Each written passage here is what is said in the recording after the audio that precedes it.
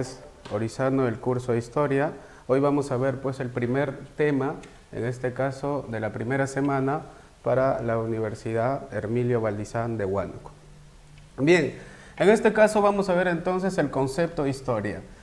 Con respecto al concepto, podemos decir pues que la historia viene a ser una ciencia. En este caso, entonces ponemos acá una ciencia y su objeto de estudio es el hombre. Por lo tanto, es una ciencia, ¿no? Y por aquí vamos a poner social.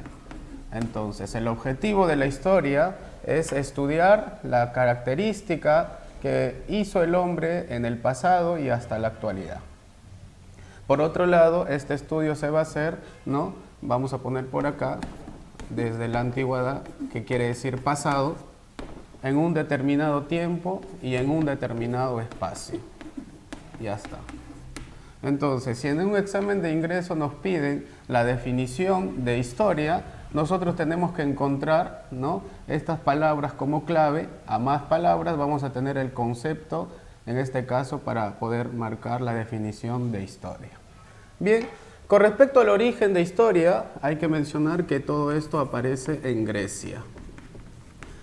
Ahí aparece la primera sistematización de la historia con sus primeros estudiosos, en este caso que sería Hecateo de Mileto, considerado como el precursor, y el griego Heródoto. Hay otros más representantes inclusive como Jenofonte, ¿no?, como Tucídides, por ejemplo, en Roma, pero en este caso tendríamos al griego Heródoto en Grecia. Eso lo vamos a ver acá en los representantes. Bien, eso sería entonces con respecto al concepto. Otro hecho de la historia, por ejemplo, serían las características. Las características define, en este caso, cómo, ¿no?, vamos a representar a la historia. ¿Qué es lo que tiene que tener la historia para nosotros poder entenderla? En este caso, entonces, vamos a mencionar tres características. La primera va a ser la característica selectiva. Si pongo selectivo, entonces la historia solamente se va a encargar de estudiar, ¿no?, los hechos más importantes o más trascendentales, ¿no?, que nos va a servir a nosotros para un examen de ingreso. Nosotros no tenemos que ser, ¿no?, especialistas para un examen de admisión, sino conocer por cultura general. Eso entonces sería una característica, selectivo, solamente hechos importantes. Siguiente característica, por acá estaría el prospectivo. Con respecto al prospectivo, ¿no?, dice pues que la historia pues se proyecta hacia el futuro. Sí, pues nosotros tenemos, los historiadores, por ejemplo, van a tratar de, en este caso, proyectar, digamos, en lo político o en lo social de cada estado o cada reino, ya sea del pasado o de la actualidad, para poder, en este caso, tener algo, ¿no?, concreto que pueda ocurrir más adelante. ¿Sí? Entonces, en este caso, prospectivo es cuando se va a proyectar hacia el futuro. Otra característica por acá sería en este caso, ¿no?, que es irreversible. Sí, pues irreversible en este caso dice que la historia no puede cambiar, ¿no?, la historia no se puede modificar, la historia ya está establecida, ¿sí? Desde la invención de la escritura o mucho más antes, desde la prehistoria, pues las cosas que ya sucedieron no puede retroceder ni modificar. Eso entonces sería en este caso irreversible, ¿sí? Bueno, entonces ya tenemos la característica de la historia. Siguiente punto son las fuentes. Hay diversas fuentes. ¿Qué es las fuentes? En este caso la fuente es la evidencia que tiene que tener el historiador, ¿no? También puede ser el arqueólogo, el geógrafo, en este caso, ¿no?, la historia, para poder en este caso plantear una teoría verídica y concreta, ¿no?, acerca de la historia. En este caso, entonces, nosotros o el historiador tiene que tener fuentes para poder establecer una teoría sólida. ¿De acuerdo? Entonces, vamos a empezar con la fuente, ¿no?, en este caso, material. La fuente material se refiere a todo lo que el hombre produce o lo que produjo en el pasado. ¿De acuerdo? Puede ser pues fuentes arqueológicas, se relaciona, fuente monumental también que se relaciona. Y al decir que es todo lo que el hombre produce, entonces por acá podemos poner como ejemplito, ¿no?, la fuente, por ejemplo, digamos, fuente material, un ejemplo puede ser la textilería. Ya está, la textilería. Un ejemplo de textilería puede ser pues la de Paracas, ¿no? Es una fuente, los mantos, ahí está, pues, es fuente material, el hombre lo ha hecho. Otro puede ser por acá, también podemos poner tumbas, ¿sí? Por ejemplo, la tumba del señor de Zipán, ¿no? Estudiado por Walter Alba, también es, en este caso, fuente material. Puede ser utensilios también, ¿no? Vamos a poner por acá utensilios, también sería otra fuente material. En conclusión, como ya lo dije, pues fuente material es todo lo que el hombre, en este caso, ha fabricado desde el pasado y lo que nos sirve hoy en día, ¿no? Como fuente para estudiarlo. Bien, eso sería entonces fuente material. Recuerda que fuente material se relaciona con fuente monumental y también con la fuente arqueológica, ya que ambos, ¿no? También van a manifestar que el hombre fue quien en este caso, lo realizó. ¿Sí? Bien. Siguiente fuente sería la fuente escrita. La fuente escrita es todo tipo de archivo o documento que se hizo en el pasado. Bueno, en este caso, desde la invención de la escritura. Recordemos que la escritura viene de Mesopotamia y viene, pues, en este caso, de Egipto, ¿no? Entonces, a partir de la invención de la escritura, ya nosotros podemos decir, ¿no? O ya el hombre, ¿no? En este caso, puede saber cómo fue la sociedad, cómo fue su política, su organización económica, entre otros. Entonces, la fuente escrita, en este caso, pues va a ser algo, ¿no? Va a ser una evidencia, en este caso, que ha dejado el hombre desde la aparición justamente de esta. Bien, un ejemplito, por ejemplo, acá puede estar el papiro, ¿no? Ahí está, el papiro. También puede estar por aquí el pergamino, ¿sí? También es otra fuente escrita, ¿no? Pergamino. También puede estar, en este caso, los libros, ¿no? La Biblia y todo lo que nosotros conozcamos como escritura, ¿sí? Si hacemos un ejemplo, antes que aparezca el papel, estaba el papiro, estaba el pergamino. Luego que aparece el papel, pues se va a imprimir el primer libro en el mundo, por ejemplo, que sería la Biblia, ¿no? En la Edad Moderna, ¿sí? Entonces, todo eso vendría a ser, en este caso, fuente escrita. Y la tercera fuente que vamos a ver por acá sería la fuente oral. La fuente oral, en este caso, pues, es, digamos, una fuente que se transmite o se transmitió mediante el habla de generación en generación. Ejemplo, aquí tenemos las frases, ¿sí? Frases, ¿no? Tenemos, por ejemplo, los refranes, ¿sí? Claro, por acá están los refranes. Y también una más que podemos poner por acá, frases, refranes, fábulas, ya está, fábulas también sería, en este caso, una fuente oral. Bien, ya tenemos entonces las tres fuentes que mayormente vienen en un examen de ingreso. Hay otras fuentes que voy a mencionar, por ejemplo, la fuente antroposomática, ¿no? Que va a ser una fuente que estudia, en este caso, los rasgos particulares del hombre, ¿no? Cabellos, dientes, uñas y huesos. Otra fuente, la fuente folclórica, que se encarga de estudiar las costumbres de un país o en este caso un pueblo. Otra fuente puede ser la fuente, digamos, pues en este caso documental, ¿no? Que en este caso va a ser todo con respecto a hechos, ¿no? Más trascendentales que se pudo haber realizado en el pasado. Bien, muchachos, eso sería entonces con respecto a fuentes.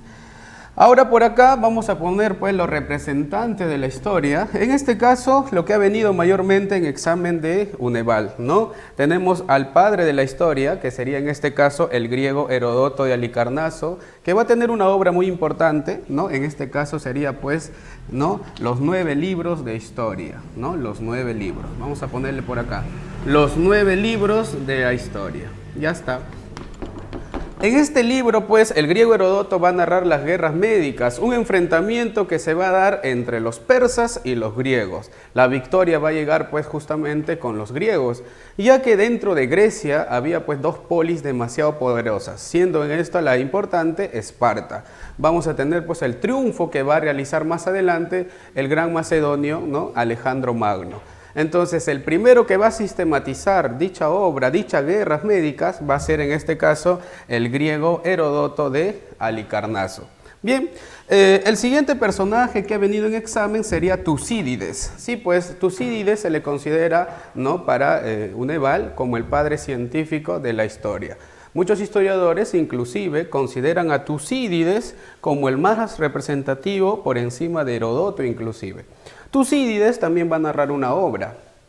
La guerra de Médicas, el enfrentamiento de persas con griegos, terminó con el triunfo de los griegos.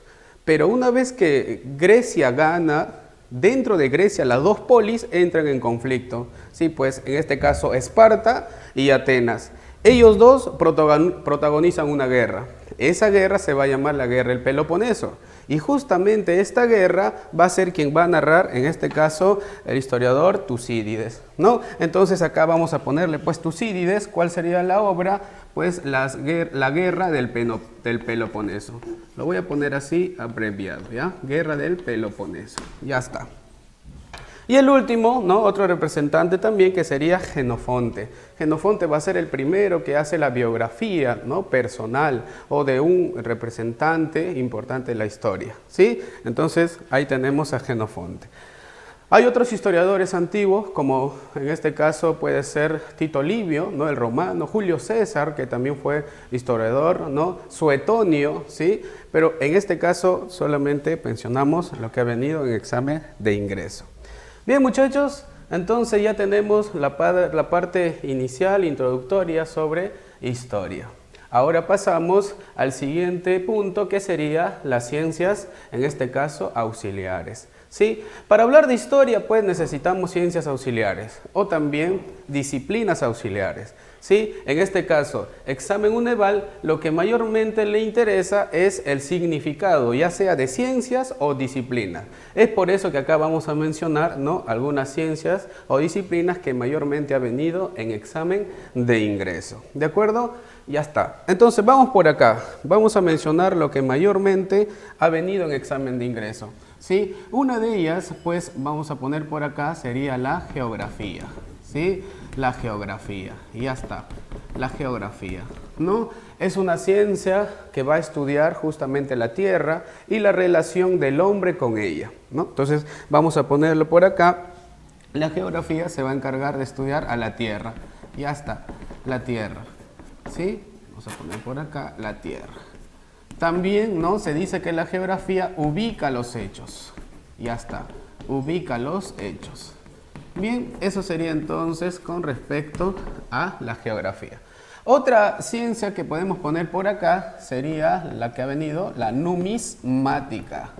La numismática, y ya está. La numismática se va a encargar de estudiar las monedas y medallas antiguas. Pero en este caso, la numismática también podría ser, en este caso, disciplina. O en este caso, disciplina. ¿Cómo así, profesor? La ciencia auxiliar, en este caso ciencia, es el que tiene mayor jerarquía, mientras que disciplina es el subordinado.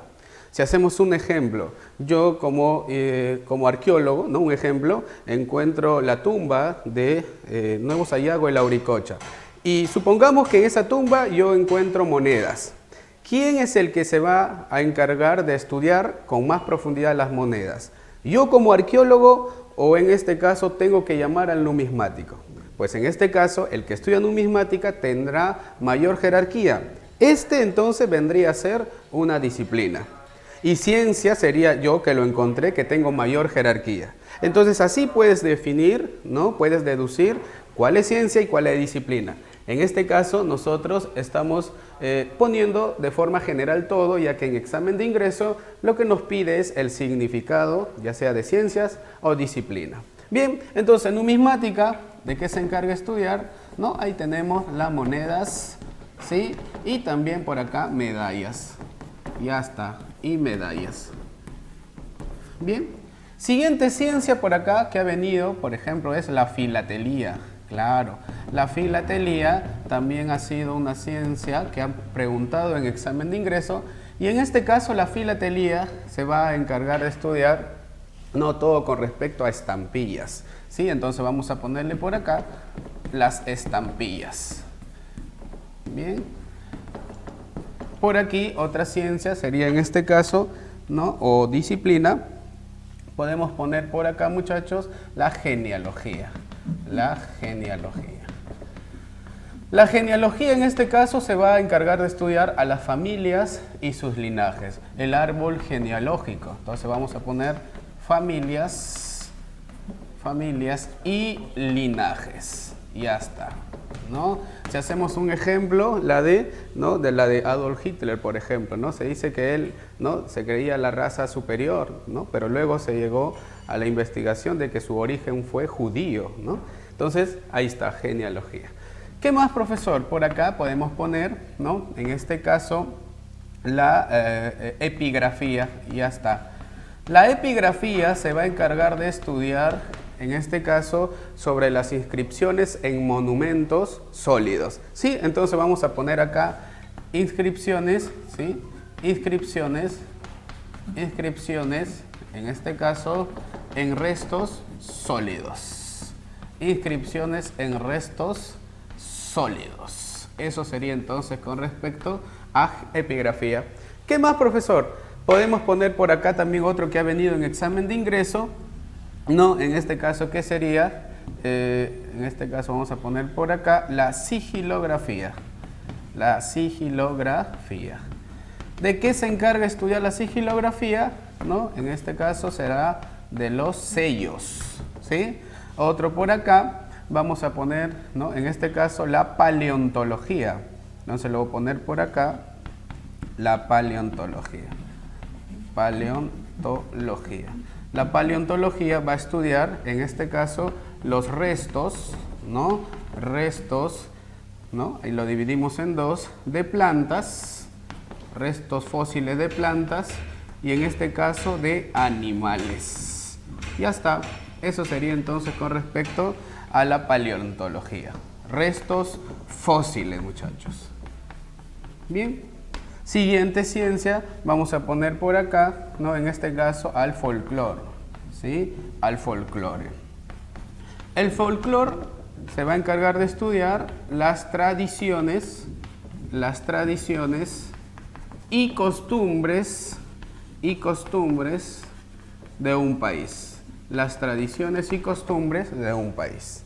Siguiente por acá podemos poner, en este caso, la antropología. ¿Sí? La antropología. La antropología va a estudiar al hombre, ¿sí? Hombre, pero en este caso va a estudiarlo como un ser biológico, y también como un ser social. Ya está, como ser biológico y social. Y una más que podemos agregar, ¿no?, que también ha venido en examen de ingreso, pues en este caso sería, ¿no?, vamos a poner acá la paleografía, ¿sí? Vamos a poner por acá la paleografía. Ya está. La paleografía en este caso va a estudiar, ¿no?, las escrituras antiguas.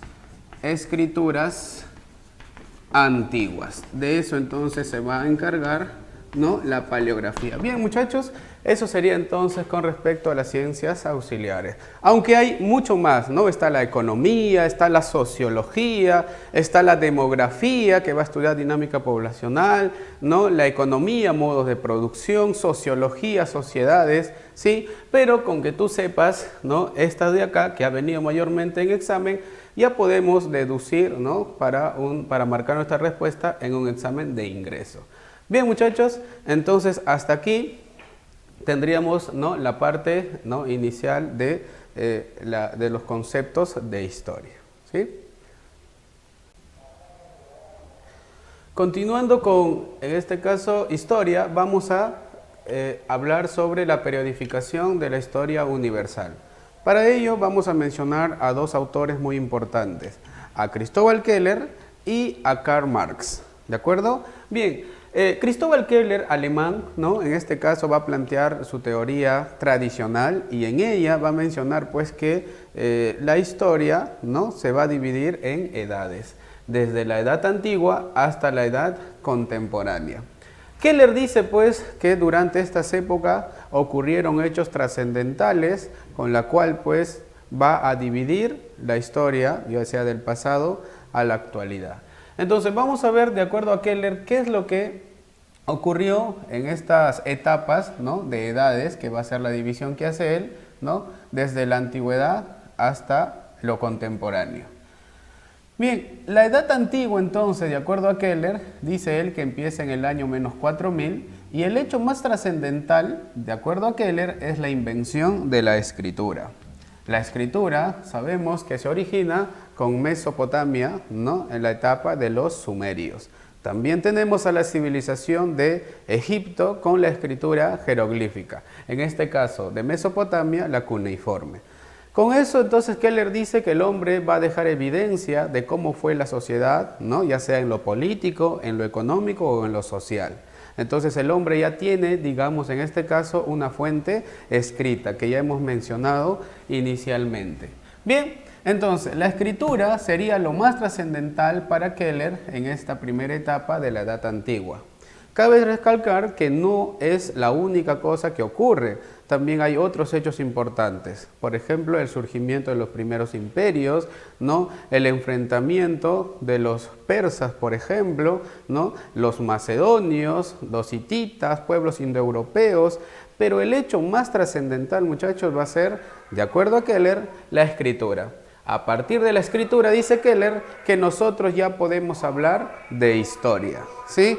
Si no hay escritura, según Keller, sería prehistoria, ¿de acuerdo? Pero ya con esto es historia. Bien, la siguiente edad de la periodificación va a ser en el año 476, Edad Media, ¿sí?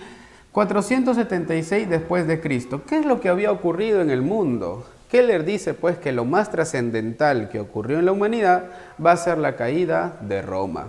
Roma va a caer en dos partes, la de Occidente, ¿no?, en la cual estaba el Imperio Carolingio, y la de Occidente, que estaba el Imperio Bizantino. ¿De acuerdo? Roma llegó a ser la potencia más grande que pudo haber tenido la humanidad en la antigüedad. ¿De acuerdo? Por eso entonces, muchachos, Keller dice que eso va a marcar entonces parte de la Edad Media.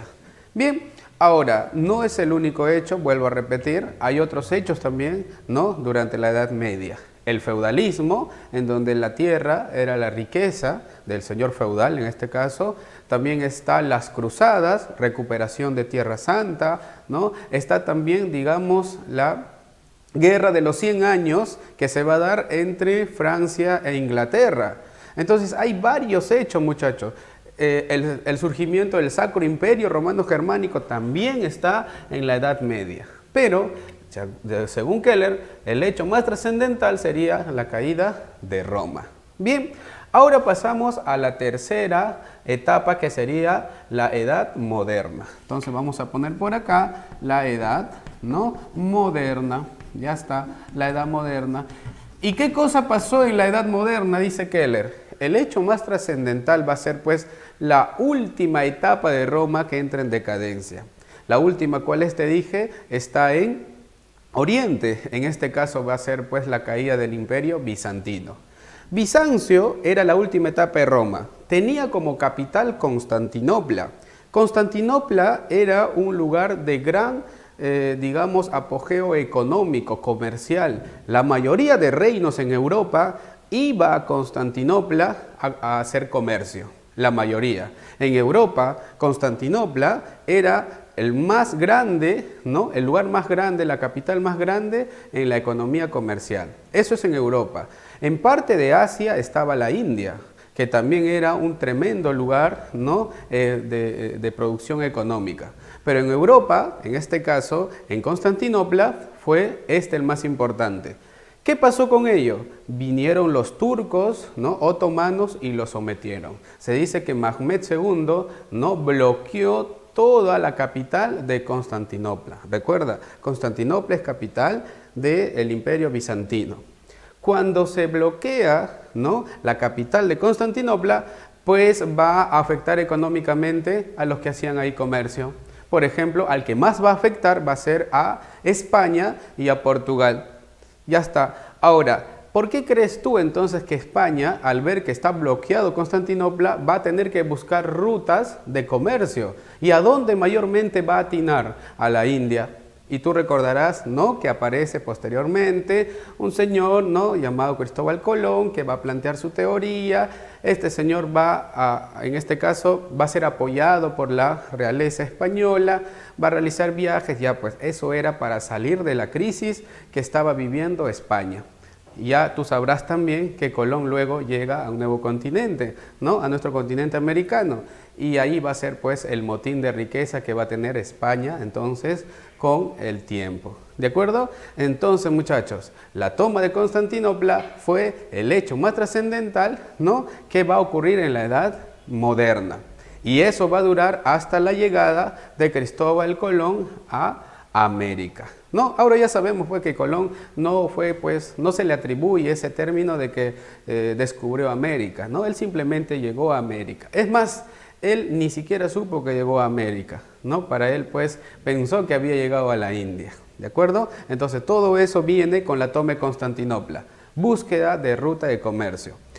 También afectó a otros países como Portugal, como Inglaterra, como Francia, pero ya a ellos de un carácter, ¿no?, de carácter menos, no tanto como a España. ¿De acuerdo? Bien, muchachos, pero ¿qué otro hecho también da en la Edad Moderna? No solamente es la toma de Constantinopla, también está el humanismo, ¿no? También se ve en esa época ya parte del humanismo, se ve también en este caso, muchachos, ¿no?, parte de los avances científicos, ¿no?, el modernismo, ¿sí? También se ve en este caso pues las ideas filosóficas modernas, ¿sí? Entonces hay muchos otros, la independencia de las 13 colonias inclusive está acá en la Edad Moderna, ¿sí? La guerra, por ejemplo, de los 7 años, ¿no?, un enfrentamiento que va a dar pues en este caso a Francia con Inglaterra otra vez, también se ve parte de aquí, ¿sí? Todo esto entonces va a durar hasta el año 1789, que sería el año en la cual ya se inicia pues la Edad Contemporánea.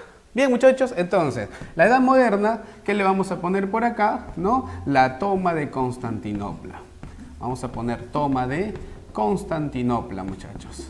Ya está, la toma de Constantinopla. Recuerda, ¿no?, que Constantinopla fue la capital del Imperio Bizantino. ¿Sí? Ya está.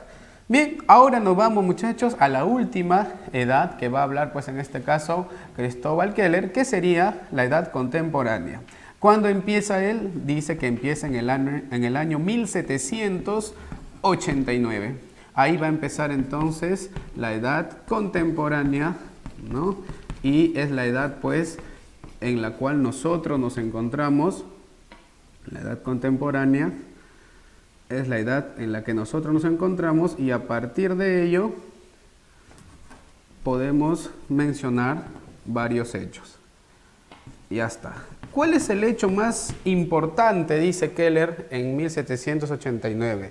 Pues lo que marcó, ¿no?, a nivel mundial fue, muchachos, la famosa Revolución Francesa. Sí, pues la Revolución Francesa, muchachos, marcó o cambió el mundo con respecto a los derechos para el hombre.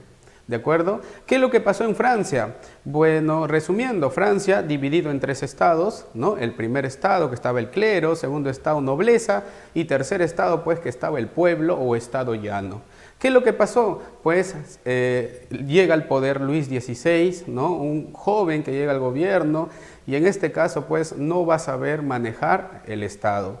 Se va a casar con María Antonieta, ¿sí?, una muchacha que ni siquiera era francesa, era austriaca, una mujer muy vanidosa, todo lo veía festivos, ¿no?, y va a haber pues una crisis económica fatal.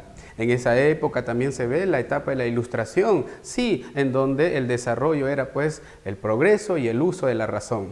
¿De acuerdo? Bien, el detalle es que el tercer estado se va a rebelar en contra del pueblo, ¿sí? En contra del gobierno, en contra del primer estado, se va a rebelar, influenciado justamente por las ideas de Rousseau, las ideas de Voltaire, ¿no?, de Montesquieu, entre otros. El pueblo se levanta en contra del primer estado y va a terminar eso pues con la guillotinización de Luis XVI y su esposa, inclusive María Antonieta.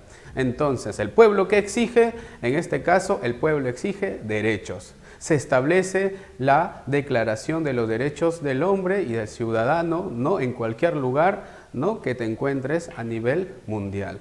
Hasta ahora la Declaración de los Derechos Humanos es fundamental, muchachos, para cada nación, ¿no?, para cada estado, ¿no?, del mundo, ¿sí? Entonces Keller dice que eso fue el hecho más trascendental que se dio en la edad contemporánea, la Revolución Francesa. Vamos a poner por acá entonces la Revolución Francesa y ya está, ¿de acuerdo? Eso vamos a verlo también más adelante cuando entremos al tema de Revolución Francesa. Ahí vamos a ver, pues, ¿no?, de forma detallada qué es lo que ocurrió en cada etapa.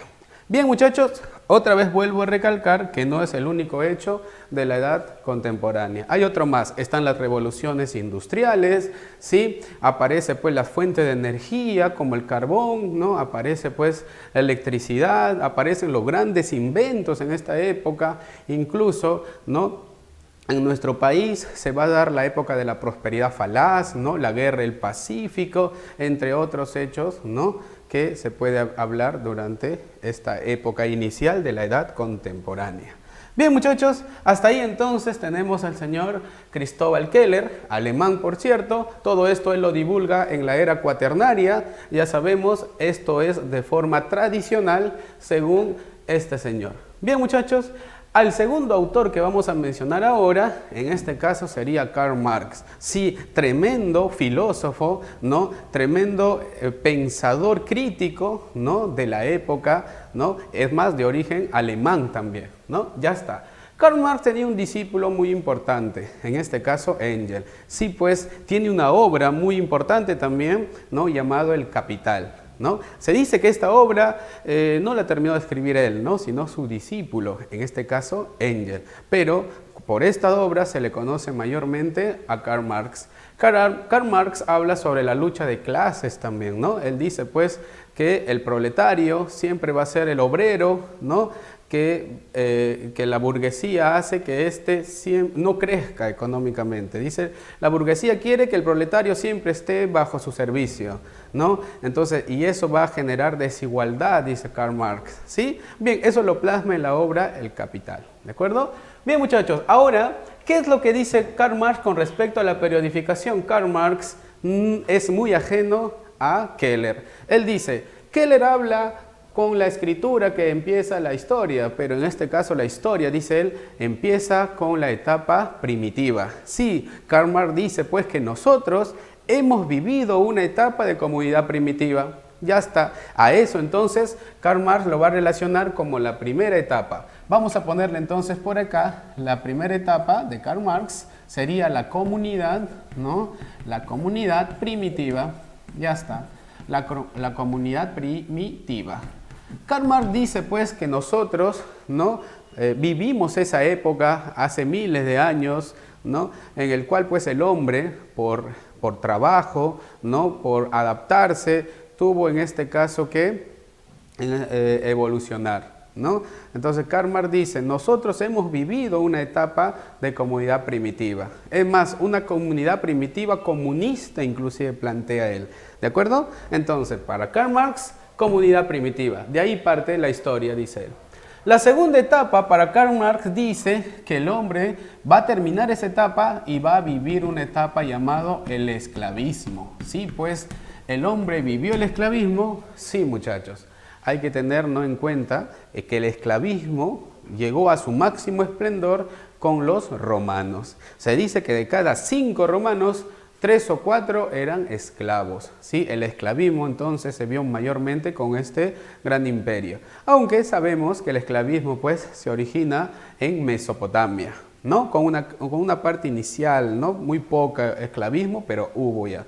Luego los egipcios, sí, su base, ¿no?, digamos, de impuesto, de tributo también eran los esclavos. Pero con Roma va a llegar a su máximo esplendor, ¿de acuerdo? Bien, muchachos, entonces Karl Marx dice que la segunda etapa va a ser la etapa del esclavismo, ¿de acuerdo? Bien, termina esa etapa del esclavismo y dice Karl Marx que ahora, ¿no?, el hombre va a vivir el feudalismo y hasta el feudalismo. Bien, Karl Marx dice que el feudalismo, ¿no?, se basa en la riqueza que es la tierra. A más tierra que tú poseas, eres más poderoso. Eso ocurre, digamos, en parte de la Edad Media, se ve en la Edad Moderna. Incluso, muchachos, el feudalismo llegó a América, llegó al Tahuantinsuyo con los españoles. Sí, en examen de ingreso, por ejemplo, vino una pregunta en donde la respuesta era feudalismo, ¿no? Hubo, pues, en este caso, confusión en este caso con otra alternativa que era virreinato, pero el feudalismo sí llegó aquí a nuestro territorio. Ahora, ¿por qué? Profe, feudalismo usted dice que la tierra es riqueza. Sí, pues, de la tierra, materias primas. En este caso, mercantilismo, oro y plata. Eso es lo que buscaron los españoles. Por lo tanto, entonces, feudalismo también se vivió aquí, pero ya en la edad moderna, en nuestro continente. ¿Ya, muchachos? Bien. Karl Marx dice entonces que va a aparecer el señor feudal, va a aparecer el vasallo, ¿no? Va a estar bajo el orden del señor feudal el vasallo, va a haber pues formas de agradecimiento, va a haber la investidura, ¿no? El homenaje y van a ser en este caso las tierras la que va a dar riqueza. ¿Qué tipo de riqueza? Agricultura y ganadería, ¿de acuerdo? Ya está. Entonces, Karl Marx dice que eso fue la tercera etapa, el feudalismo. Y la última etapa que dice Karl Marx será en este caso, pues digamos, el capitalismo. Sí, pues muchachos, eso es lo que nosotros vivimos en la actualidad, capitalismo. Ya está, el capitalismo. El capitalismo, muchachos, sabemos que ya viene desde el siglo, ¿no? De las revoluciones industriales, siglo XVIII, siglo XIX. El capitalismo hoy en día mayormente, ¿no? Estados Unidos, China, por ejemplo, también es capitalista, comunista, tiene de los dos, ¿no? Y ahora el capitalismo, para muchos pensadores, ¿no? Hace que un país sea rendido también. Salazar Bondi, ¿no? Criticaba mucho al capitalismo, ¿no? Tiene una obra llamada, por ejemplo, El fabricante de deudas, donde va a criticar, ¿no? El capitalismo, ¿sí? Bien, muchachos, hoy en día Karl Marx dice que la gente puede ser rico teniendo dinero, no necesariamente tierras, pero en este caso, para conseguir ese dinero, ¿no? Karl Marx ya hace alusión, pues, de que surge, ¿no? Corrupción, por ejemplo, ¿ya, muchachos? Bien, entonces, esto es lo que nosotros nos encontramos, ¿no? En la actualidad, el capitalismo, muy diferente a lo que dice en este caso el señor Cristóbal Keller. Bien, eso sería entonces con respecto a la periodificación, ¿no? De la historia universal. Aquí voy a agregar entonces, ¿no? Para no olvidarnos que Karl Marx divide la historia, ¿no? Y por lo tanto le va a llamar periodificación científica. Ya está, eso voy a ponerlo por acá. Científica. Y esa científica, según Marx, se basa a modo de producción. Ahí está, a modo de producción, a modos de producción. Ya está, muchachos. Mientras que Cristóbal Keller, ¿no? Él dice que va a ser de carácter tradicional, ¿sí? Tradicional. Y todo esto dice él que ocurre en la era, ¿no? En la era cuaternaria. Ya está. Eso ha venido entonces en examen de ingreso, ¿sí? Ya está, muchachos. Bien, entonces hasta ahí ya tenemos el concepto de periodificación, ¿sí? Ya está. Ahora vamos a ver, muchachos, el siguiente título, que sería la prehistoria. Y con esto estaríamos culminando, ¿no? Nuestra primera semana, el primer capítulo del curso de historia para la Universidad Hermilio Valdizán, ¿no? Siglo 2021. ¿Ya? Bien, muchachos, la prehistoria. ¿Qué debemos saber sobre prehistoria? En primer lugar, su representante. Ahí está el señor Jacques Boucher de Perthes. Sí, Jacques Boucher de Perthes, muchachos, va a ser el primero que habla sobre prehistoria, y él va a decir, pues, de que antes que aparezca la escritura, hubo la etapa de la comunidad primitiva. Justamente de lo que hablaba en este caso el señor Karl Marx, ¿sí? Cuando digo prehistoria, no hay escritura. Y cuando digo historia, ya no hay escritura. En este caso, es edad antigua. ¿Sí? Entonces acá nos remontamos a la prehistoria. ¿Quién es el representante? Jacques Boucher de Perthes. Sí, a él se le considera incluso como el padre de la prehistoria. Vamos a ponerle entonces por acá al señor Jacques, no, Boucher de Perthes. Ya está, de Perthes. Bien, muchachos. Perthes entonces va a ser, ¿no?, en este caso, el máximo estudioso de la prehistoria. Ahora, la prehistoria se divide en dos: la edad de piedra, que está por acá, y la edad de los metales, ¿sí? En este caso, ¿quién va a dividir en edad de piedra y edad de los metales? Ahí vamos a tener, pues, en este caso, al señor Wedel Simonsen. Sí, Wedel Simonsen va a ser el primero que va a clasificar en edad de piedra y edad de los metales, pero no lo va a plasmar en una obra. Posteriormente aparece Christian Thomsen. Este señor de Christian Thomsen va a ser quien divulga, en este caso, pues, la edad de piedra y metales, es decir, la división de la prehistoria. ¿De acuerdo, muchachos? Bien, la prehistoria como concepto abarca desde, ¿no?, la hominización hasta la aparición del hombre, fecha en que se inventa, en este caso, la escritura. Entonces, prehistoria, no hay escritura. Historia, ya empieza escritura. ¿De acuerdo, muchachos? En este caso, entonces, vamos a hablar sobre la edad de piedra, ¿sí? La edad de piedra, muchachos, se subdivide en 3 etapas más. La edad de piedra, entonces, la primera etapa de la edad de piedra sería el paleolítico. Ya está, el paleolítico, ¿sí? Luego vendría, pues, el mesolítico. Ya está, el mesolítico. Y finalmente tendríamos el neolítico.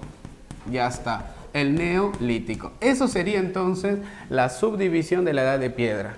¿Quién lo realizó, muchachos? Ahí vamos a tener, pues, a John Lubbock, ¿sí? John Lubbock va a ser entonces quien divide la edad de piedra en 3 etapas. Otra vez, paleolítico, mesolítico y neolítico. Vamos a mencionar entonces qué ocurrió en esas 3 etapas, muchachos. De forma general, para examen a UNEVAL, muchachos, UNEVAL, pues, no es muy distinto a lo que de repente pregunta, ¿no?, San Marcos. UNEVAL solo considera el paleolítico. Y eso es justamente lo que vamos a desarrollar posteriormente. Pero voy a mencionarte de forma general qué es lo que ocurrió en cada etapa.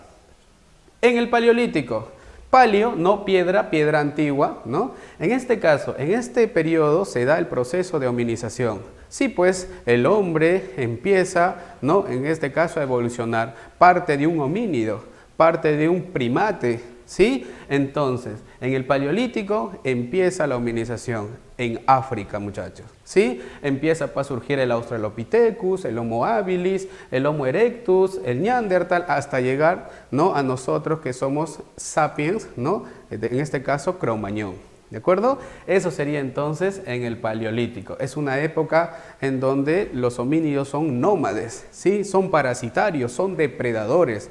El planeta se encuentra en una etapa de glaciación, siendo la última Wisconsin. Entonces, muchachos, eso ocurre en el paleolítico. Aquí aparece la comunidad primitiva. Esto, para ser exactos, ¿no?, 5 millones de años aproximadamente. ¿De acuerdo, muchachos?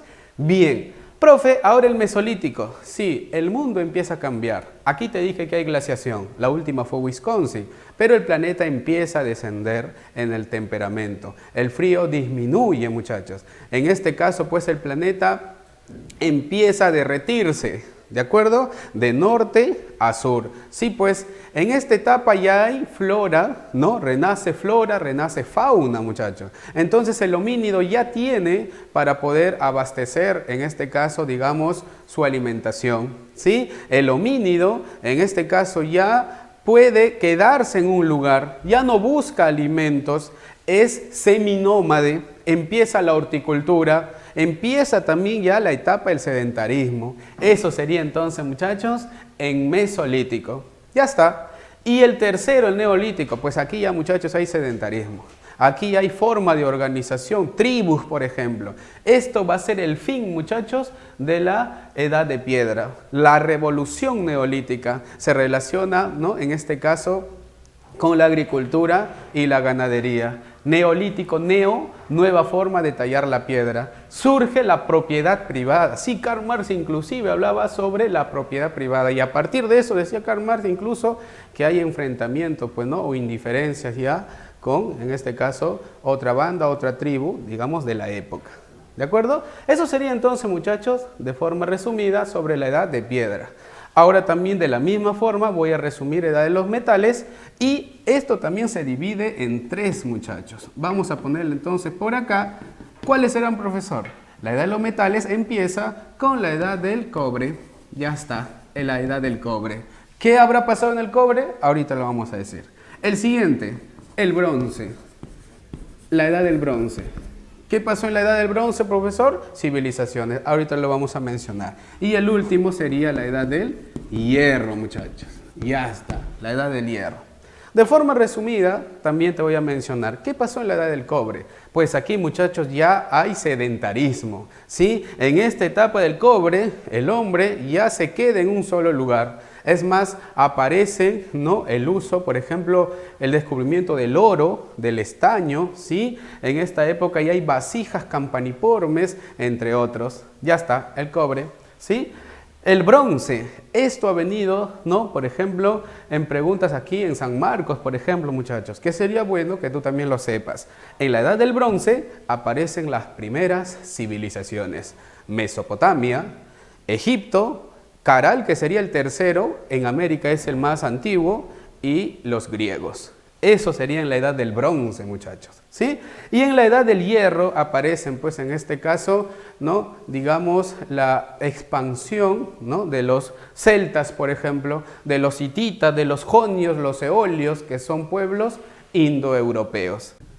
El siguiente punto que vamos a ver ahora es la evolución, ¿sí? Para poder hablar sobre hominización necesitamos también, ¿no?, mencionar qué es la evolución, ya que esto nos va a permitir a que podamos entender cómo una especie se adaptó frente a los cambios que produce, digamos, la naturaleza. ¿De acuerdo?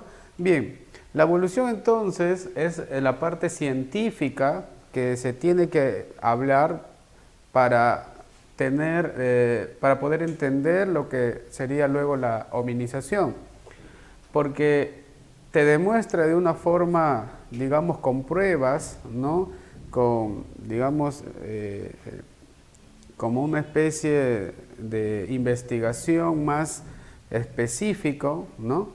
Entonces, eso es lo que es la evolución, ¿sí? Entonces, para hablar de historia también tenemos que relacionarnos al campo científico, ¿sí? Y justamente pues ahí está la evolución para poder entender eso. Vamos a mencionar algunos de los representantes que pide examen de ingreso a UNEVAL y entre ellos vamos a tener pues al primero que sería Carlos Linneo, ¿sí? Carlos Linneo, ¿no?, considerado el padre de la taxonomía. Vamos a poner por aquí entonces su obra, ¿sí? La obra de Carlos Linneo. ¿Sí? Este señor va a realizar entonces la nomenclatura binaria. Vamos a poner entonces la nomenclatura, ¿sí?, la nomenclatura binaria. Ya está, la nomenclatura binaria. En ella, ¿no?, va a especificar Carlos Linneo sobre el estudio de plantas y animales, ¿sí? Él va a clasificar estas plantas y animales y de acuerdo a eso, él va a crear, ¿no?, digamos, esta teoría, va a hablar sobre la evolución de estas especies, ¿sí?, sobre todo en esos dos que ya mencioné, ¿no?, plantas y animales. Por eso se le considera a Carlos Linneo como el padre de la taxonomía, ¿no? Eso podríamos entonces ponerlo por acá, ¿no? El padre de la taxonomía. El padre de la taxonomía. Ya está. Bien. El siguiente representante va a ser por acá, ¿no?, Jean-Baptiste Lamarck. Es el pionero de la evolución, ¿sí?, uno también de los iniciadores de esta, ¿no?, de esta teoría. Y Lamarck va a ser importante ya que él va a crear, ¿no? Va a plantear, ¿no? Primero vamos a ponerle su obra, va a plantear él, ¿sí?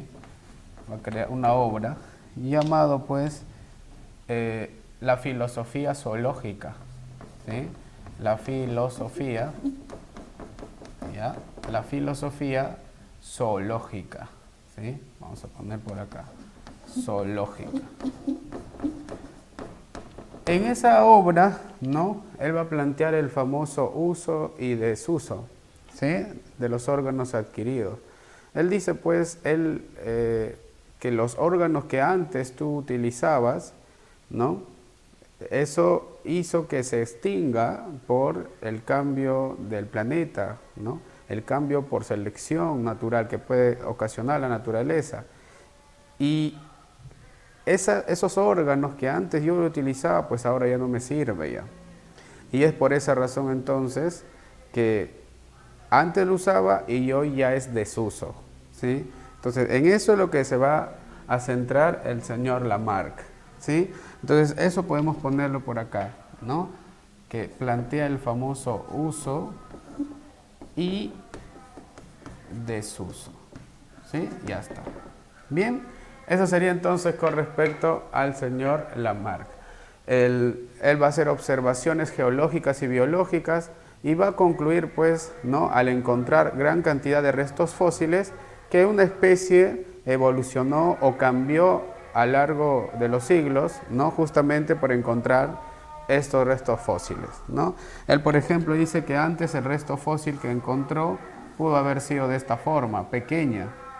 Luego el resto fósil empezó a ser un poco más grande y así, ¿no? Hasta llegar a ser pues mucho más grande. Esto producto de los cambios que se produjo a través de los siglos. ¿De acuerdo? Bien, entonces hallazgo de restos fósiles, ¿no? Observación geológica y biológica, uso y desuso, filosofía zoológica es al señor Jean-Baptiste Lamarck. Bien. Y uno más por acá vamos a tener a Charles Darwin, ¿sí? El siguiente autor sería Charles Darwin. Tiene una obra muy importante que ha sido pregunta de examen de ingreso y en este caso esta obra va a ser pues, ¿no? La obra del origen de las especies. Origen de las especies. Ya está.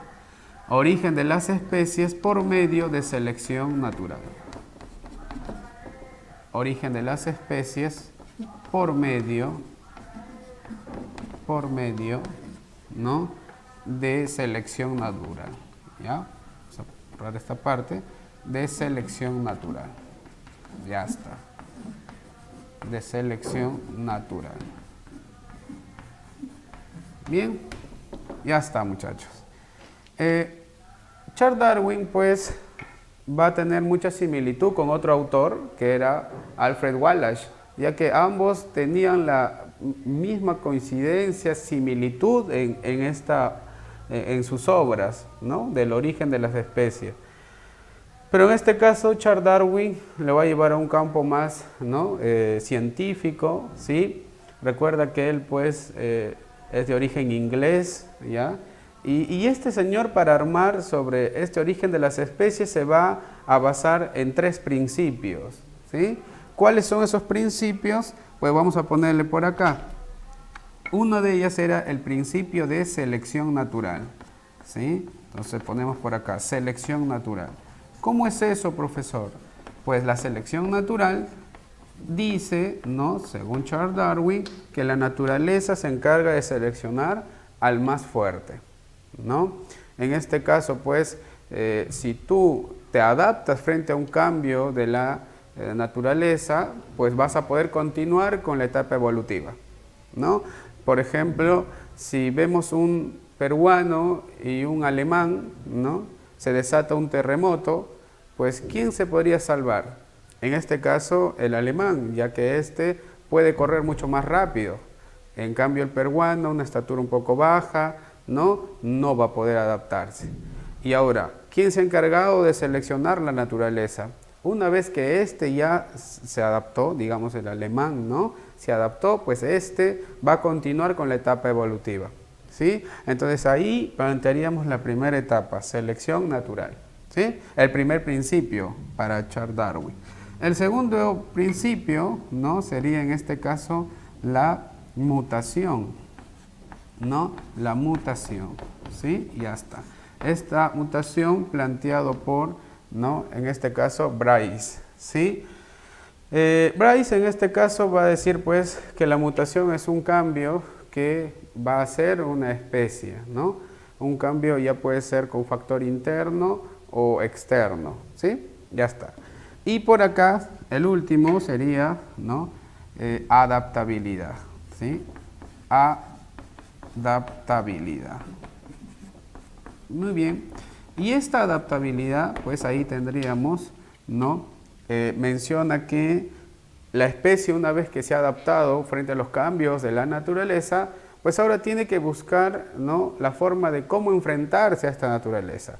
Quizás antes podía comer solamente frutos, pues ahora tendrá que cazar, ¿no? Tendrá que cazar animales, ¿sí? Entonces de esa forma ya se está enfrentando al cambio de la naturaleza. Quizás este hombre antes solamente era carnívoro, pues ahora tendrá que adaptarse y comer otro tipo de plantas. Entonces él tiene que acomodarse, ¿no? Frente al cambio ya de la naturaleza, ¿sí? Eso sería entonces adaptabilidad. Bien, estos son los principios que Charles Darwin adopta para armar pues justamente su obra El origen de las especies por medio de selección natural, ¿sí? Y por acá en nota podríamos poner pues al que introdujo la primera noción de supervivencia, que sería por acá, ¿no? Como representante también al señor Thomas Malthus, ¿sí? Thomas Malthus. Pues Thomas Malthus, ¿no? Va a ser el primer autor, ¿no? De introducir la noción de la supervivencia de los más aptos, ¿no? Entonces ponemos por acá, él va a ser el que introduce, ¿sí? Introduce la noción de supervivencia. La noción de supervivencia de lo más apto. Ahí está, supervivencia. Supervivencia de los más aptos. Ya está. De los más aptos. Él dice que el aumento de la población genera la disminución de los recursos alimenticios, ¿sí? Para eso él dice que se tiene que buscar un bien sustituible, ¿no? Ya está. Eso sería entonces, jóvenes, con respecto a la evolución. Recuerda que es como una forma de repaso, ¿no? De forma general. Esto se puede profundizar más inclusive, pero nosotros mencionamos de acuerdo a lo que te va a venir en el examen de ingreso.